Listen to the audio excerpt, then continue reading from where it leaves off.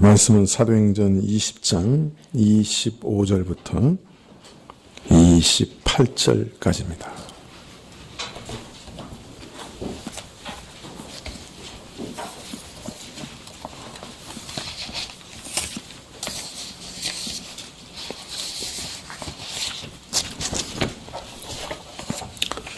사도행전 20장 25절부터 28절까지 한 절씩 교독하시죠.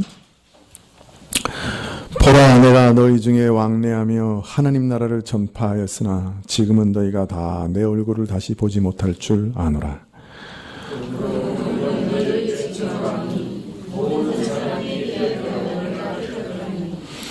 이는 내가 꺼리지 않고 하나님의 뜻을 다 너희에게 전하였습니다.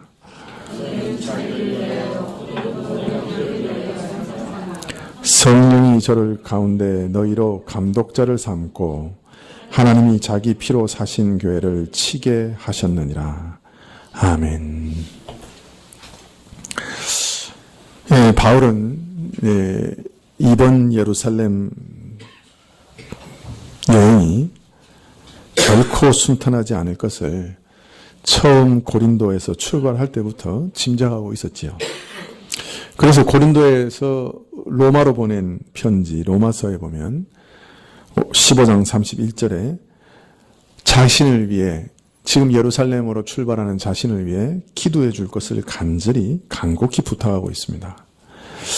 그 기도의 내용이 나로 유대에 순종치 아니하는 자들에게서 구원을 받게 하고 또 예루살렘에 대한 나의 섬기는 일을 성도들이 받음직하게 하시도록 간절히 함께 기도해 줄 것을 부탁하고 있습니다. 바울은 사실 이걸 위해서 자신의 목숨을 걸고 있는 것이죠. 유대인들에게 가서 하나님께서 주시는 기회를 따라 복음을 어떤 면에서는 마지막으로 전하기를 원했고 또 온 아시아에서 거둔 헌금을 가져가서 예루살렘에 어려움 당하는 성도들에게 줌으로써 유대에 있는 교회와 이방인 교회가 한 교회야, 하나님 안에서 한 몸이다 하는 것을 그 일을 통해서 확인하고 서로 그리스도 안에서 교통하는 그러한 일을 위해 목숨을 걸고서라도 예루살렘에 올라가겠다고 결정을 했던 것이고 또 이 두 가지 일을 위해 간곡히 기도를 부탁했던 것이죠. 또 바울은 예루살렘으로 가는 길목에 여러 도시들을 방문했는데 그 교우들을 신방할 때마다 성령께서는 바울에게 증거하여 알리시기를 결박과 환난이 그를 기다린다라고 알리셨던 것이죠. 그래서 바울은 에베소 장로들을 보는 것이 이번이 마지막인 것을 참으로 예감하고서 이제 바울의 뒤를 이어 에베소 교회를 돌보며 가르치며 지도하게 될 교회 지도자들에게 목회자는 어떻게 그 길을 가야 되는가 하는 것을 가르치고 권면하고자 했던 것이죠. 이제 바울이 친히 그들 중에 왕래하며 하나님의 나라를 전파하며 가르쳤던 그 제자들이 이제 어느덧 하나님 앞에서 성장해서 말씀의 사역자로 교회를 책임져야 할 사람으로 서 있었고 교회를 가르치고 다스리며 돌보아야 할 장로들로 지도자들로 바울 앞에 서게 되었고 자기의 제자들인 바로 그 사람들 앞에서 깊은 애정을 가지고 목회자라는 어떤 길을 걸어야 하는가 하는 것을 마지막으로 당부하고자 했던 것이죠. 그래서 25절에 보면 보라, 내가 너희 중에 왕래하며 하나님 나라를 전파하였으나 지금은 너희가 다 내 얼굴을 다시 보지 못할 줄 아노라. 이들에게 다시는 내 얼굴을 보지 못할 줄 안다고 하므로 자신이 죽을 수도 있다고 하는 것, 그리고 혹 살아난다 하여도 이제는 아시아가 아니라 로마나 서바나로 가 사역할 것을 계획하고 있기 때문에 에베소 교회들을 저들의 손에 맡길 수밖에 없고 다시는 저들의 얼굴을 보지 못할 것이다 라고 말하게 되었던 것이죠. 바울은 저들 중에 왕래하면서 하나님 나라의 복음을 전파하던 때를 돌아보면서 그가 말씀 사역자로서 맡은 직분을 충성스럽게 감당한 것을 알리고자 합니다. 26절에 내가 오늘 너희에게 증거하노니 나는 모든 사람들의 피에 대하여 깨끗하니라고 하였습니다. 여기서 모든 사람들의 피에 깨끗하다는 말은 구약의 에스겔서를 의식해서 하신 말씀입니다. 하나님께서는 에스겔에게 사람들에게 하나님의 말씀으로 경고해야 됨을 일깨우시면서 또 이렇게 에스겔에게도 경고하셨습니다. 에스겔서 3장 18절에 보면 가령 내가 악인에게 말하기를 너는 꼭 죽으리라 할 때 내가 깨우치지 아니하거나 말로 악인에게 일러서 그 악한 길을 떠나 생명을 구원케 하지 아니하면 그 악인은 그 죄악 중에서 죽으려니와 내가 그 피를 내 손에서 찾을 것이요. 내가 악인을 깨우치되 그가 악한 마음과 악한 행위에서 돌이키지 아니하면 그는 그 죄악 중에서 죽으려니와 너는 내 생명을 보존하리라. 하나님께서 정녕 사람들의 죄악에 대해서 처벌과 심판을 행하리라고 미리 경고하게 하셨고 그 경고로 인해서 죄인으로 하여금 악에서 떠나 구원을 얻게 하시는데 자, 그런데 이 일을 맡은 자의 책임이 얼마나 중하냐? 만일 그 사람들에게 말씀을 전하지 않으면 너에게 피의 책임을 물으리라 그렇게 말씀하고 있습니다. 낮에 말씀드렸지만 사실 부활의 사실을 믿는 것조차 부활하신 예수님을 보고 만지고 그분과 식사를 한다고 해서 믿어지는 게 아니라 그랬잖아요. 그죠? 하나님께서 사람의 마음을 여셔서 하나님의 말씀을 믿게 하시고 그 말씀을 믿는 믿음이 사실은 예수님의 부활을 믿게 하는 것이라고 말씀을 드렸습니다. 그러므로 사실은 사람을 믿게 할 책임은 전하는 사람에게 없죠. 하나님의 말씀을 전하고 그 사람들에게 하나님의 말씀을 선포하는 책임만 사실은 목사에게 있는 것입니다. 자, 그렇지만 말씀을 순종하게 하는 것도 마음을 열어 참 말씀을 깨닫고 하나님께서 이런 이유로 이런 말씀을 하셨구나 하는 것을 깨닫고 순종하게 하는 일은 하나님 성령의 소관이요 하나님의 성령께서 친히 행하시는 일이 사실이지만 그러나 동시에 하나님의 말씀을 전하는 것도 전하여지는 말씀을 듣는 이 일은 사람을 죽이고 살리는 것을 가늠하는 중요한 일이라. 그래서 이 일을 행치 않은 일의 책임은 너 생명으로 너의 피로 지불해야 되는 것이다 라고까지 엄중히 말씀하신 것이죠. 하나님께서 친히 살리시고 죽이시는 일도 사실 사람이 말씀을 전하고 또 사람이 전하여 준 말씀을 듣는 그 일을 통해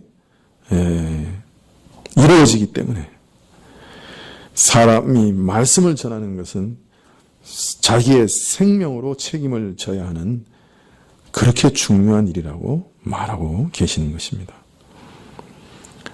하나님께서 말씀 맡은 자에게 그 직분을 감당하지 못하는 선지자에게 내가 너에게 피의 책임을 물으시리라 하신 이유가 거기 있는 것이지요.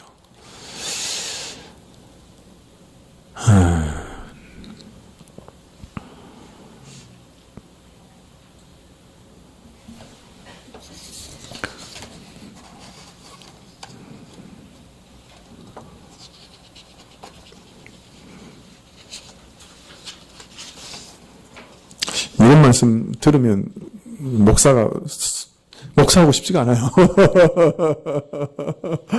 아이고, 이거 사람들의 피값을 내가 다 지불해야 된다는데 내가 그것에 합당한 사람인가? 이렇게 무거운 책임을 져야 될 필요가 있는가? 그냥 도망가면 딱 좋겠다 그런 생각이 들 때도 있죠. 그런데 참 바울은 자기 자신의 사역을 돌아보면서 참 놀라운 말씀을 하세요. 모든 사람들의 피에 대해서 나는 깨끗하다. 복음은 이처럼 사람의 영원한 죽음과 생명을 좌우하는 것이므로 이 복음을 전하는 직분은 사람의 영원한 영적 생사와 직결되어 있는 참 중차대한 일을 하는 것이니 복음을 전하느냐 전하지 않느냐에 따라서 그 영혼의 영적 생명과 죽음이 결정되니 참 얼마나 무섭고 엄중한 일입니까? 그런데 바울은 그 일을 감당하되 모든 사람의 피에 내가 깨끗하다라고 말할 수 있을 정도로 진실되고 충성되게 그 일을 감당했다고 스스로 증거할 수 있었던 것이죠. 이것은 바울이 자신의 사역에 대하여 스스로 자랑하거나 과시하기 위해서 이런 말을 하는 것은 절대로 아니지요. 이것은 바울과 마찬가지로 하나님의 말씀을 맡은 자들인 에베소 교회 장로들에게 권면을 하는 마지막 기회이기 때문에 당신들이 지금 교회 안에서 맡고 있는 직분이 이런 중차대한 직분이다 하는 것을 알리기 위해서 이런 말을 꺼낸 것이고, 자신은 이런 책임감을 가지고 하나님 앞에서 참으로 충성되이 신실하게 이 직분을 감당했다고 말하므로 그의 제자들도 에베소의 장로들도 그와 같은 길을 따라오게 하기 위해서 그렇게 말한 것입니다. 바울은 항상 그 자신의 사역에 대해서 사실은 어떤 사람의 평가에 대해서도 연연해한 적이 없습니다. 고린도전서 4장 3절 이하에 보면 너희에게나 다른 사람에게나 판단받는 것이 내게는 매우 작은 일이라 나도 나를 판단치 아니하노니 내가 자체가 아무것도 깨닫지 못하나 그러나 이를 인하여 의롭다함을 얻지 못하노라. 다만 나를 판단하실 이는 주시니라. 나는 너희나 사람의 평가, 사람의 법정의 어떤 것에 어떤 사람의 어떤 칭송이나 인정에 좌우되는 사람이 아니라 내게 그것은 지극히 작은 일이라. 한마디로 교회에서든지 세상에서든지 사람의 평가는 내게 중요하지 않다. 사람이 내게 대해서 뭐라고 얘기하든지 칭찬하든지 욕을 하든지 잘한다 그러든지 못한다 그러든지 그것은 내게는 아무 관심이 없다. 관심의 대상이 아니다 그래. 사람이 내게 대해서 내 하는 일에 대해서 어떻게 평가하느냐 그것은 내게 가장 지극히 사소한 일이라 관심 밖의 일이라 그렇게 얘기합니다. 그런데 또 이어 말하기를 나도 내 자신에 대해서 판단하지 않는다 그래요. 참 왜냐하면 내 자신 스스로에 대해서 자체가 그 무엇도 발견하지 못하기 때문이라. 이렇게 한번 말해보고 죽으면 좋겠어요. 자기가 돌아봤는데 자기는 자기 스스로 자체가 게 하나도 없대요. 여기서 그만 읽고 싶어요, 저는. 진짜 웃지만, 아이고, 참. 돌아서면 그냥 자책할 것 뿐인데, 자책할 게 없다 그러니. 그런데 그는 그런 상황일지라도 자기 자신에 대해서도 자기는 평가하지 않는다 그래요. 왜냐하면, 자기는 주께서 그에게 맡긴 일을 대행하는 청지기일 뿐이요. 그 일에 대해서 진정으로 평가하실 분은 그의 일이 옳았는지 글렀는지에 대한 평가는 오직 그 주인만이 하나님만이 내리실 일이라 그렇게 판단하고 알고 있기 때문이라. 그러니까 스스로가 돌아봐서 아무 일이 없다고 해도 이 말은 무슨 말이에요? 그것이 주님의 평가가 아니면 그거 다 무용지물이고 아무 의미가 없고 또 그거 가지고 자랑할 것도 아무것도 없다는 얘기죠. 그죠? 자기가 판단하기에는 자기가 참 아무것도 책망할 게 없지만 그거 가지고도 내세울 거 없다는 거예요. 오직 주님의 평가만이 참되고 절대적인 것이고 사람은 자시든지 다른 사람이든지 어떻게 평가하든지 그거는 아무 의미가 없다. 바울은 그런 사람이었어요.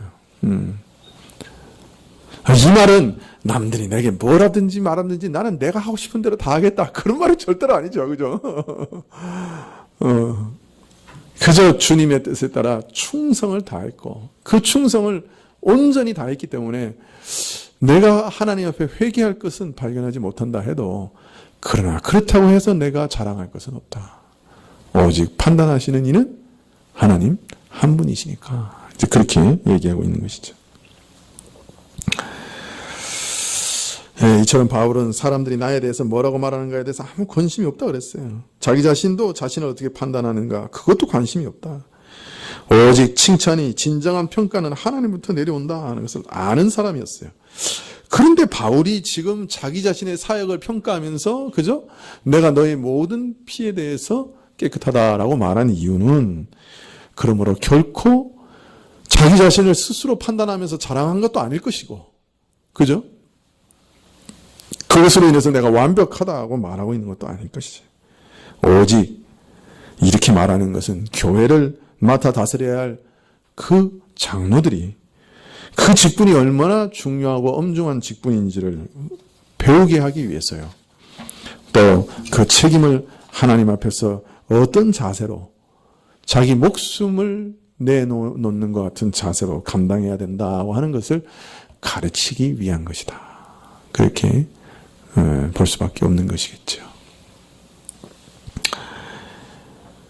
교회 사역자는 특히 말씀 사역자는 하나님의 비밀한 구원의 복음을 맡은 자로서 그 직임이 한없이 중하고 귀하다고 할 수 있습니다.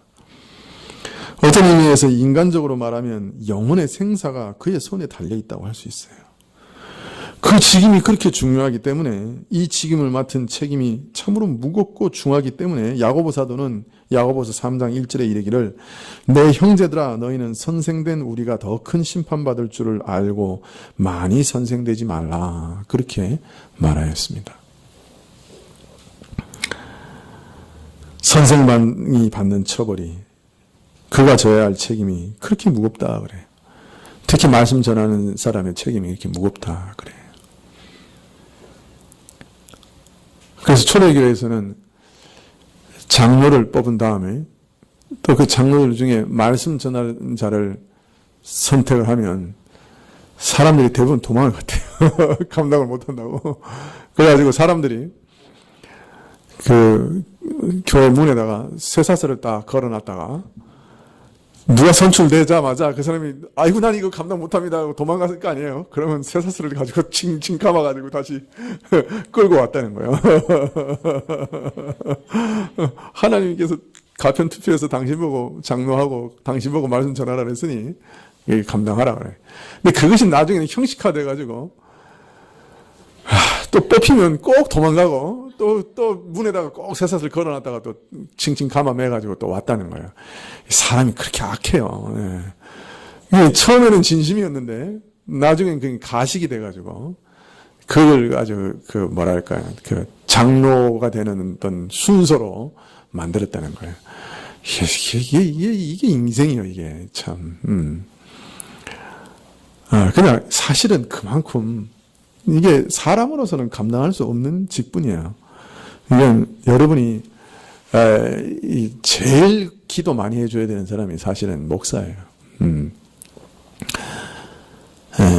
시험도 목사가 제일 많고요. 당하는 어려움도 사실은 목사가 제일 많아요. 목사가 당하는 걸 다 풀어내지 않고 있으니까 그렇죠. 기도 제목을 풀어내면 한량이 없을 거예요. 사실 또 목사가 당해보지 않는 시험을 또 성도들과 함께 어떻게 이겨낼 수가 있겠어요, 그죠? 그래서 사실은 목사가 먼저 다 시험을 당하는 것이 순서예요.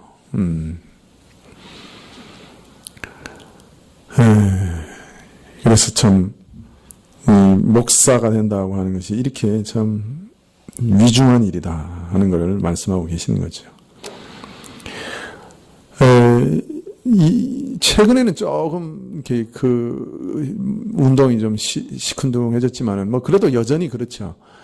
이제 교회에 이렇게 제자 삼는 운동.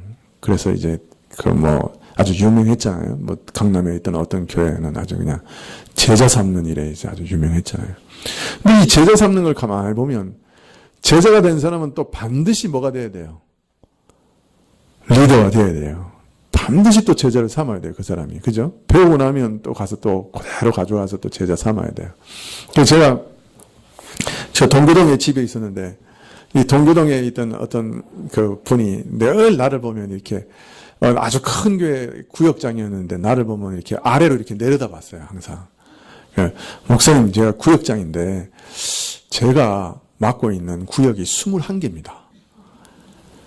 저는 목사님보다 제 밑에 있는 구역 식구가 더 많습니다.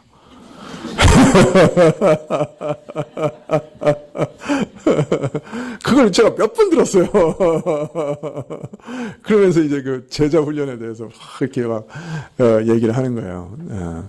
자기가 수요일날 저녁에 예배 끝난 다음에 밤 12시까지 제자 훈련을 받고 그걸 가지고 또 그냥 그 구역마다 돌아다니면서 구역 예배를 인도하면서 다 가르친다는 거예요. 그래서 제가 아마 목사님보다 아마 더 많이 신방할걸요. 그러면서 그 얘기 하더라고요. 근데 맞는 것 같아. 그 사람이 나보다 더, 목회를 많이 하더라고. 교인수도 많아.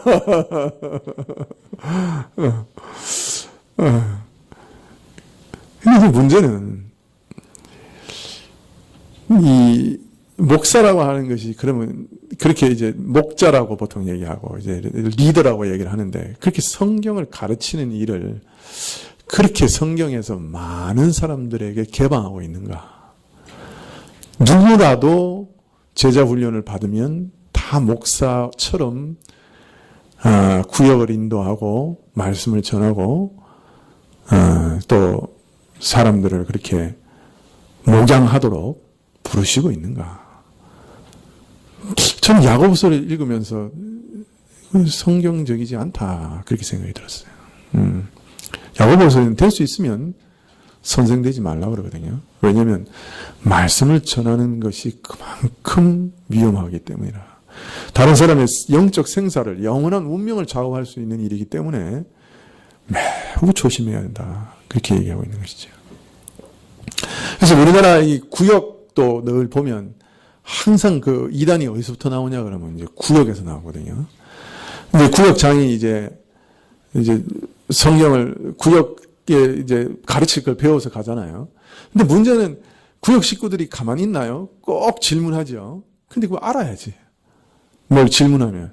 그럼 이제 자기 아는 대로 얘기하다 보면 그 2단, 3단 되고 또 그것이 아주 이상하게 번져나가는 거죠.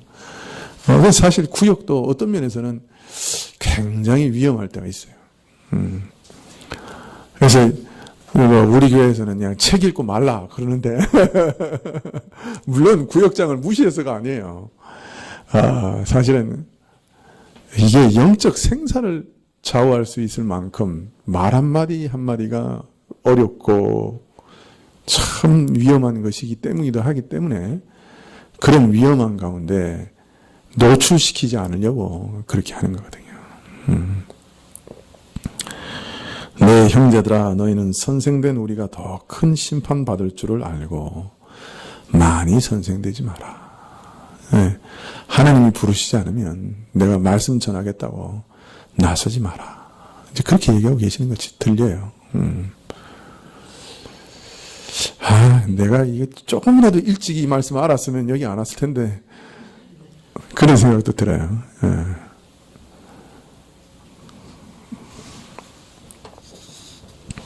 자, 그런데 바울이 자신은 모든 사람들의 피에 깨끗하다라고 얘기할 수 있었던 근거가 뭐냐? 그 근거에 대해서 이제 오늘 얘기하고 있어요. 바울은 자신의 말씀에 진실되고 충성되었다고 고백한 이후에 자신이 사역을 이렇게 충성됐다고 판단하는 기준이 뭐냐 하는 것에 대해서 27절에 이렇게 얘기합니다. 이는 내가 꺼리지 않고 하나님의 뜻을 다 너희에게 전하였습니다.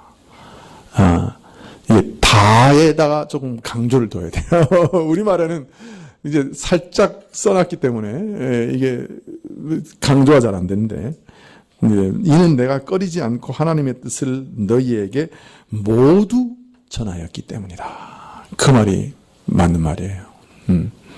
모두 전했다. 첫 번째, 꺼리지 않고 전했다. 꺼리낌 없이 전했다. 그러니까 내가 당신들의 피에 내가 깨끗하다, 나는 충성되게 잘 사역했다라고 말할 수 있는 근거가 뭐예요? 첫 번째는 하나님의 말씀을 꺼리낌 없이 전했다 하는 것이고, 두 번째는 하나님의 뜻을 모두 전했다, 그 말이에요. 이게 두 가지가 판단의 기준이라.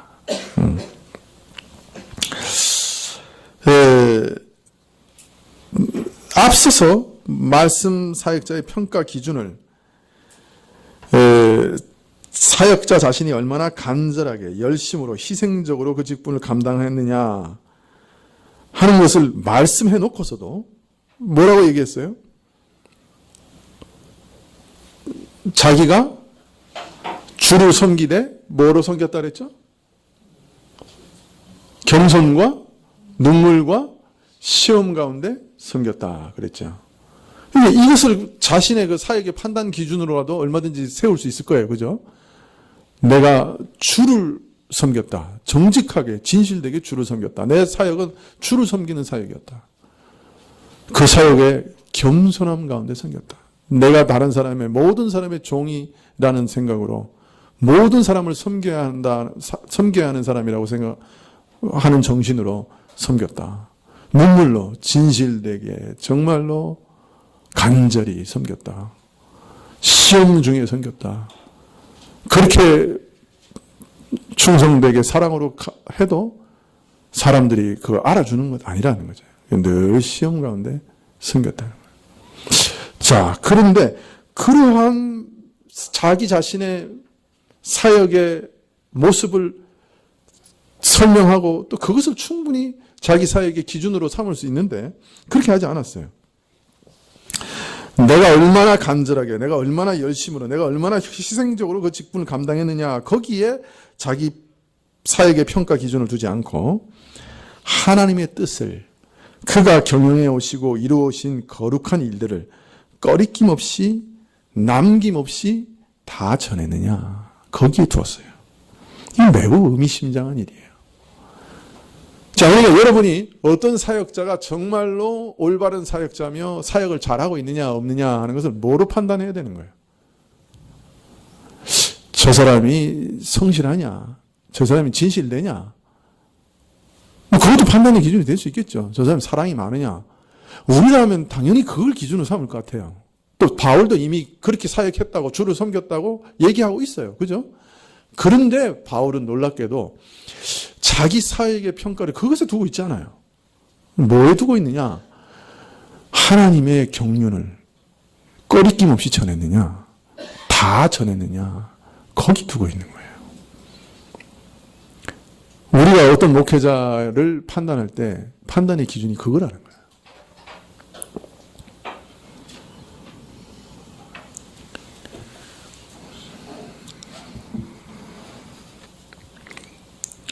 말씀 사역자는 하나님의 말씀을 맡은 청직이지요. 그것이 제일 중요한 거죠. 하나님의 말씀을 맡아 그 필요한 자들에게 나누어주는 청직입니다. 그러므로 내가 이렇게 얘기하고 싶다고 해서 이렇게 얘기하고 저렇게 얘기하고 싶다고 해서 저렇게 얘기할 수가 없는 거예요. 또 사람들이 이런 말을 듣고 싶어 한다고 해서 그들의 고미에 맞춰서 그렇게 얘기할 수도 없고요. 사람들이 듣기 싫어한다고 해서 또 입을 다물 수도 없어요. 그의 주인의 말씀을 맡아서 대신 전하는 사람이므로 오직 주인의 뜻만을 충실하게 전하는 것이 그의 사명인 것이에요. 그는 단 한마디도 자기 뜻에서 나온 말을 할 수 없게 되어 있어요. 이런 원칙을 무시하고 자기의 뜻을 마음대로 말하는 사역자가 있고, 물론 저 자신도 그런 잘못을 많이 범했을 것입니다만은 참 하나님의 말씀이 아닌 것들을 전하는 것은 이 청지기로서는 용납할 수 없는 일이라. 그러면 여기 꺼리낌 없이 전했다 하는 말은 사람들이 그것을 좋아하든 싫어하든 반대하든 찬성하든 욕하든 칭찬하든 상관없이 하나님의 말씀이라고 하면 담대하게 전했다는 거예요.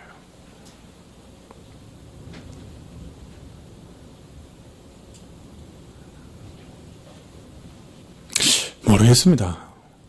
어떤 분은 그러시더라고요. 하나님 말씀을 전하는데 사람들이 수만 명씩 몰려올 수가 없대.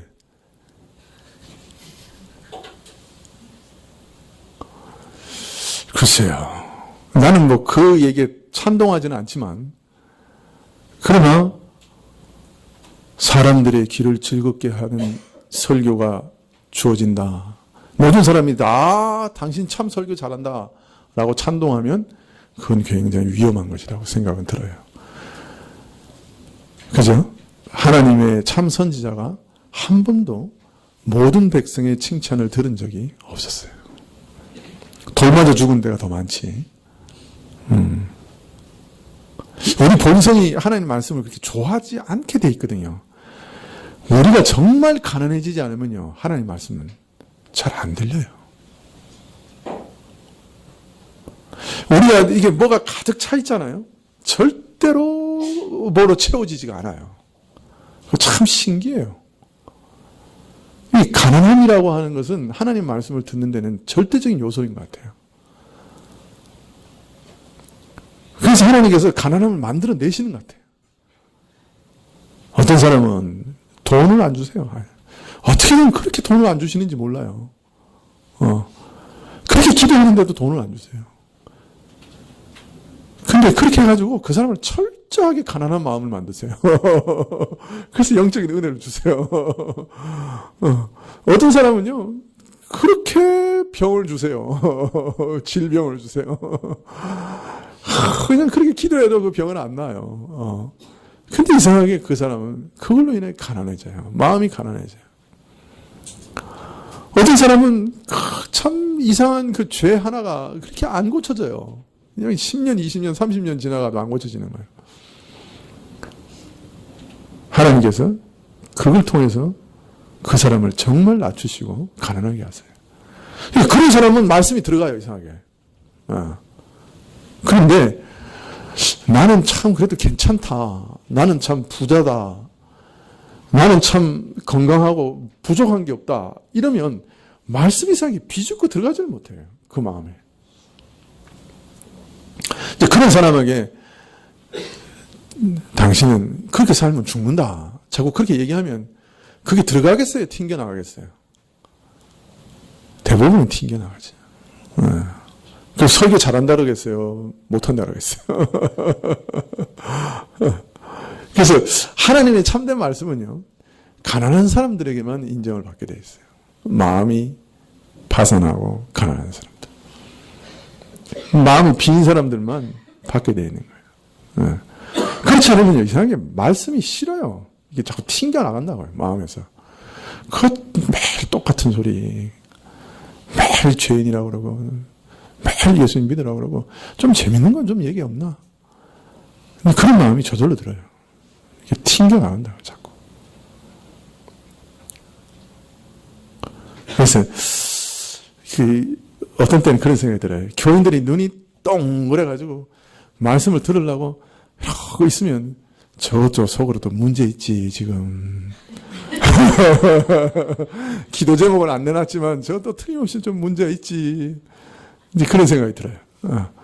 그리고 또 어떤 때는 설교를 해도 졸고, 또 졸고, 그러면 편안한가 보다. 뭐 편안하니까 됐다. 아니, 진짜로 그런 생각이 들어요. 그래서 참 이 목사는 딜레마요. 저 사람한테 어떻게든 가난하게 해달라고 기도를 해야 되나 말아야 되나. 아니, 저 사람 마음을 좀 가난하게 해주시죠. 그러려면 그 가서 들이치라는 말인데 뭐라도. 아니, 그렇게 기도할 수는 없잖아요, 그죠? 아유, 그러니까 이제 그냥 저 사람 마음을 좀 가난하게 해주십시오. 그렇게 기도하다가도 때리지 마시고요. 말씀으로 좀 가난하게 해주세요. 그렇게 기도를 해요. 근데 참 그 가난하게 되는 게 쉽지 않더라고요. 예, 여러분 하나님이 기도해도 안 들어주는 그런 어려움이 있습니까? 여러분 다 가난하게 만드시기 위한 하나님의 은혜인 줄 아세요. 여러분 버리거나 여러분 미워해서 미운 틀이 박혀서 그러시는 거 아니에요. 무언가 하나 꽉 붙잡고 있어야 이게 우리 마음이 가난해져요. 우리가 모든 게 만족스러우면 절대로 예배 안 드려요. 저기 유럽 여행 갔어요 벌써. 이 연휴에 왜 여기 와 있는 거예요, 그죠? 에? 돈이 없어서? 아니면 시간이 없어서? 뭐가 하여튼 하나님께서 코를 꿰가지고 오게 하시는 거예요. 우리 마음이 가난해지게 만드시는 뭐가 있는 거예요. 근데 그게 우리한테는 정말 지약이고 그냥 죽을 고통이지만, 그러나 하나님 입장에서 보면 우리를 정말 자신에게 끌고 가시는 하나님의 사랑의 손길이에요. 우리 마음을 가난하게 만드시는 하나님의 은혜예요, 사실은. 우리 그런 거 없으면 가난해지지가 않거든요. 오죽하면 바울 사도 같은 대단한 사도에게도 뭘 주셨어요? 예? 가시라고 번역한 건 잘못된 거예요. 말뚝입니다. 그게 원래 뜻이 말뚝. 이거 말뚝을 박아놨, 사단의 말뚝을 박아놨잖아요. 예. 그냥 놔두시면 얼마나 사역을 잘할 텐데, 대단하게 쓰시는 사역자에게 그 말뚝을 박아놨을 거예요.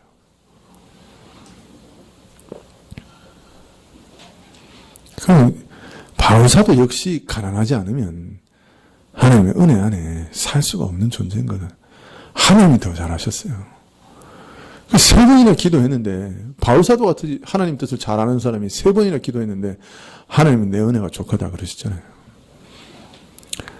여러분, 물론 기도가 응답될 때까지 우리 기도해야 돼요. 포기할 수 없는 기도들이 있죠. 그러나 그 응답이 지체될 때는 우리가 아셔야 돼요.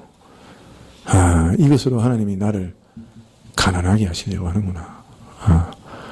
그러면 말씀으로 좀 내가 더 겸비해지고 더 가난해지면 그 고리가 필요 없거든요.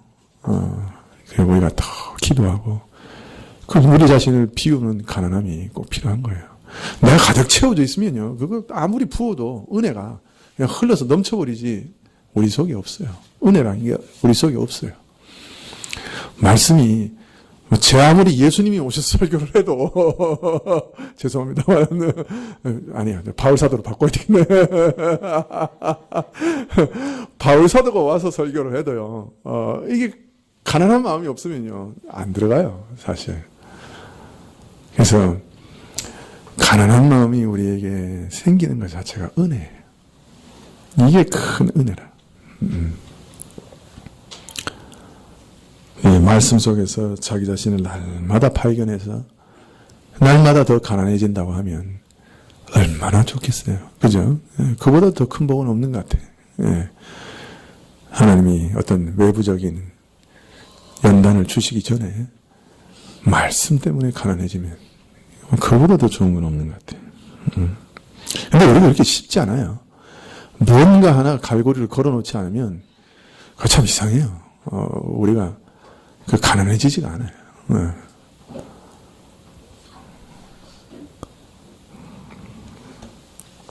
그런데 연단을 받으면서도 그게 연단인지도 모르고 사는 사람도 있더라고. 가난해지는 게 아니고 그냥 뭐 할 수 없죠. 이거 이 정도면 괜찮아요. 이러면서 사는 사람들도 있어요. 뒤로 넘어가실 지경이요.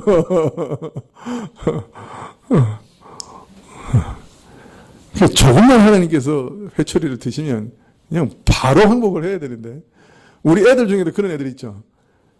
회초리만 들면 엄마 이런 애가 있고, 때려도 때리세요.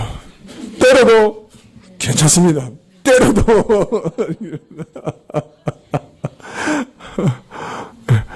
하나님 앞에서는 그러면 안 돼요. 때려도 입 딱 다물고 하나, 둘, 셋 이러고 있으면 안 된다고. 하나님 그냥 회초리만 들면 하나님 이렇게 나가야죠.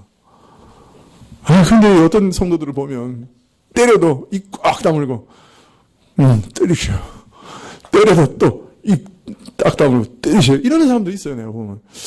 그럼 어떻게 설득을 해야 될지. 어떻게 해야 가난해질지. 참 답답한 마음이 한량이 없어요. 하나님 앞에 나가서는 엄살을 떨어야 돼요. 아이고 하나님 이렇게 해야 돼요. 때리신다면 때리세요. 이거는 바른 태도가 아니에요. 그죠?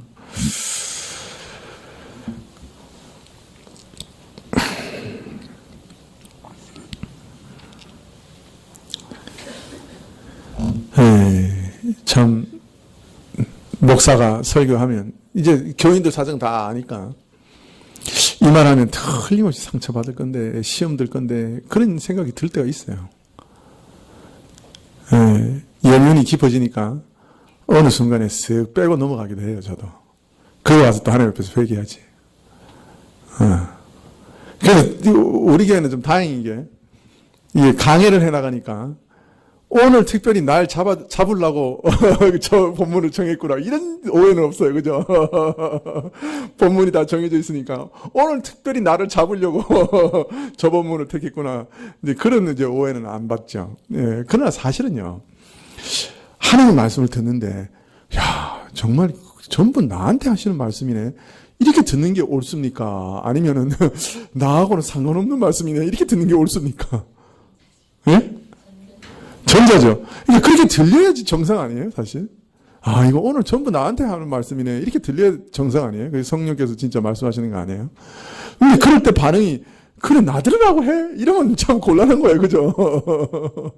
아, 이거 오늘 하나님께서 전부 나한테 말씀하시는 거네. 이렇게 들어야 되는데.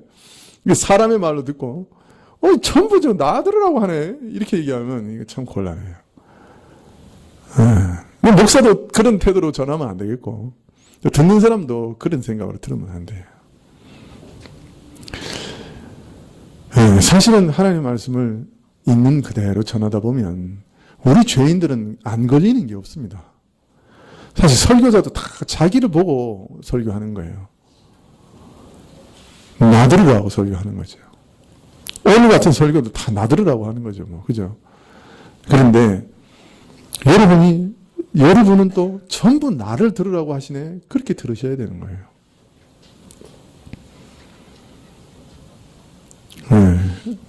그래서 설교자에 있어서 제일 큰 덕목은 뭐냐? 꺼리끼지 않고 하나님의 뜻을 다 말하는 거다. 꺼리끼지 않는 거야.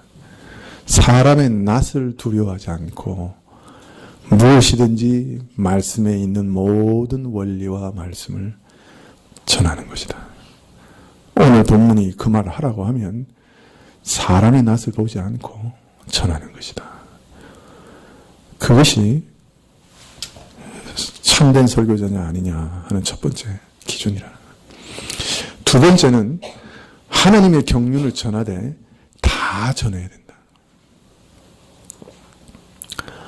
어떤 분은 주제 설교를 하시는데 52개의 주제를 정해 놓으셨어요.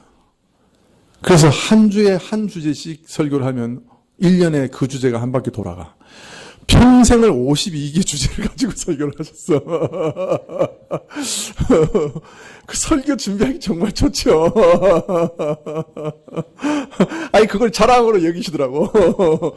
나는 52개 주제를 정해가지고 일주일에 한 가지씩 전한다는 거야. 그러면 걱정이 없대. 다음 주에는 뭘 전해야 될까? 걱정할 필요가 없대.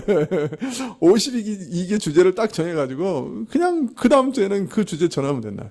근데 물론 그 52개 주제를 크게 잡으면 성경에 아주 그 큰 주제들, 경륜을 다 넣을 수 있을지 모르지만 성경을 52개의 주제로 요약할 수 있느냐 말이에요. 아니거든요. 그죠? 조직신앙만 해도 큰 주제를 따지면 얼마나 방대한지 몰라요. 신론만 해도 하나님의 성품, 하나님의 이름, 하나님의 존재, 하나님의 삼위일체 비밀, 하나님의 작정, 섭리, 예정, 하나님의 창조 중에도 물질계와 영계, 그죠? 그 다음에 거기 더해서 창조한 것을 붙드시는 섭리, 뭐 그것도 낱낱이 들어가면 또 얼마나 많은지 몰라요, 주제가. 거기다가 인간은 어떤 존재냐, 이 인간을 구원하시는 예수님은 누구시냐, 예수님이 이루어신 그 구원을 성령께서는 어떻게 우리에게 적용시켜 주시느냐, 이게 다 하나씩 주제예요. 인간론, 기독론, 구원론. 구원받은 사람들이 모인 교회의 모습은 어때야 되느냐, 교회론. 이 교회는 앞날에 어떤 일을 경험하게 될 것이고 마지막은 어떤 모습이 될 것이냐, 내세론, 종말론.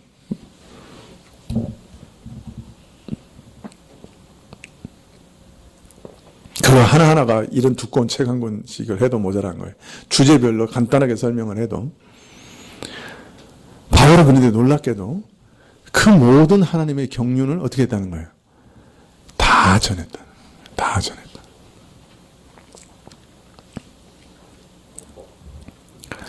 성경 본문을 한 절, 두 절 고를 수도 있어요. 사실 성경을 한 책을 강해해 나가는 것은 그렇게 쉬운 게 아니에요. 왜냐하면 목사라도 그 한 책에 있는 모든 말씀을 다 이해하려고 있는 것은 아니기 때문에 그래요. 다 깨달을 수는 없어요. 모르는 부분도 있는 거예요. 그렇기 때문에 한 책을 다 강해한다고 하는 것은 보통 어려운 일이 아니에요. 그리고 그것을 문맥을 따라서 읽고 나아가는 것은 그리 쉬운 일이 아니에요. 문맥을 읽지 않고 또 나가는 것은. 그래도 책을 가지고 한 권씩 강해해 나가려고 하는 이유는 바울 사도를 닮아서 하나님의 경륜을 남김없이 다 전하려고 하는 거예요.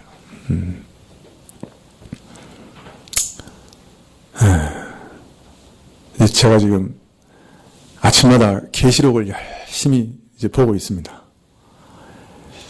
조금만 더 보면 강해할 수 있을 것 같아요. 기도해 주세요. 책 한 권씩 떼나가려고 그러니까. 근데 이게 한 구절이라도 이해가 안 되면 강해를 못 하는 거예요, 사실은. 전체적인 흐름은 물론이고. 물론 한두 구절 정말 모르는 거는 그냥 뛰어넘을 수도 있는데, 그러나 이게 만일 한 서너 구절이다, 그러면 강해는 못 하는 거예요.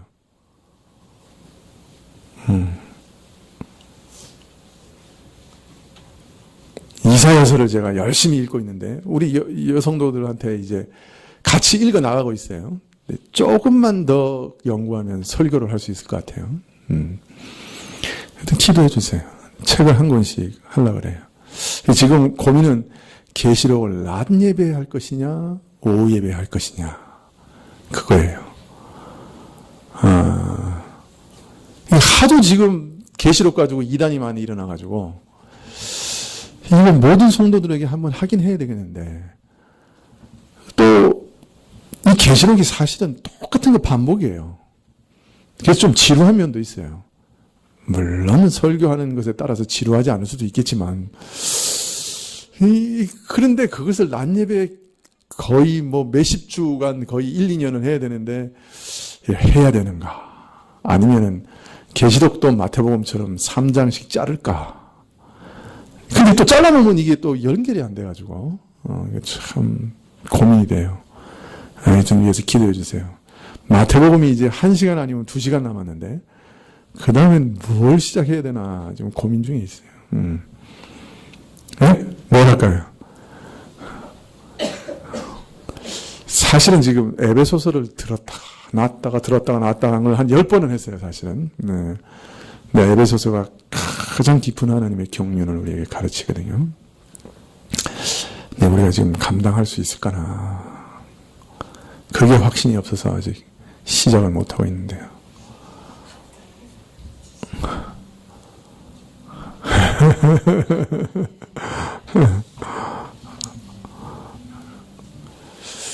하여튼 모르겠습니다. 바울은 하나님의 경륜을 남김없이 다 전했다 그럽니다.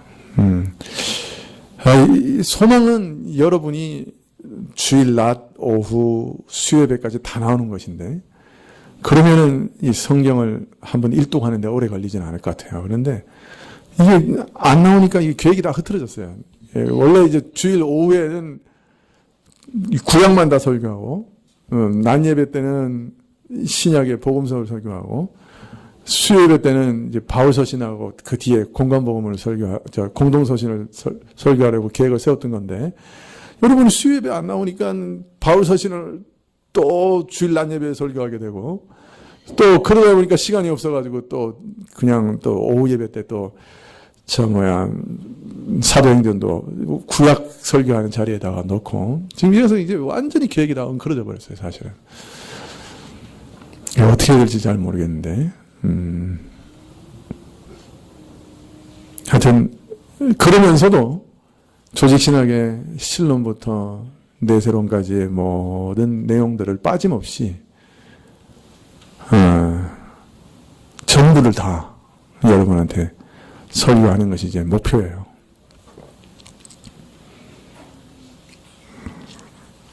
여러분들이 기도해 주셔야 이런 목표를 감당할 수 있으리라 생각합니다.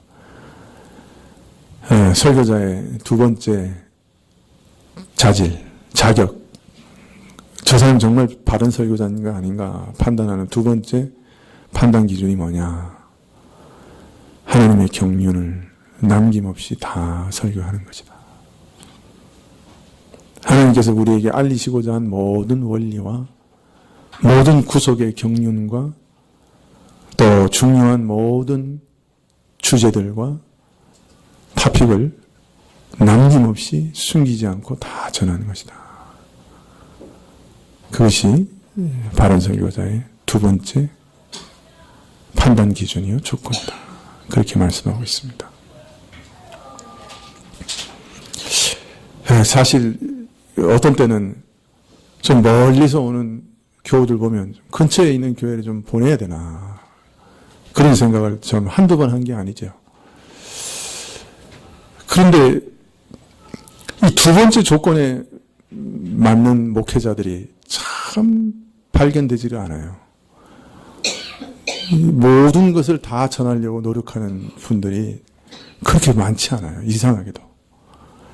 그저 늘 강조하는 것, 사람들의 11조, 전도, 봉사, 그런 거 몇 가지 가지고 계속 반복해서 전하는 그런 설교들이 주류를 이루고, 설교를 다, 모든 경륜을 다 전하는 그런 설교를 참 찾기가 어려워요. 설교를 잘 하신다고 하시는데도, 그러니, 저 사람을 그 교회에다 좀 보내야 되겠다. 그런 사람을 발견하기가 참 어려운 거예요. 그런데 또 멀리서 또 오라고 그러니까 또 참 그것도 어려운 일이고, 또 왜 교회 모습을 참 이렇게 만드시나 참 당혹스럽기도 하고 그렇습니다.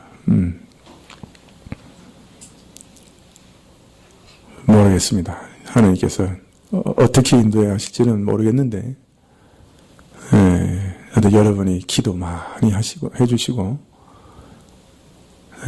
도와주셔야 또 교회를 함께 이루어갈 수 있지 않겠나, 그런 생각이 듭니다.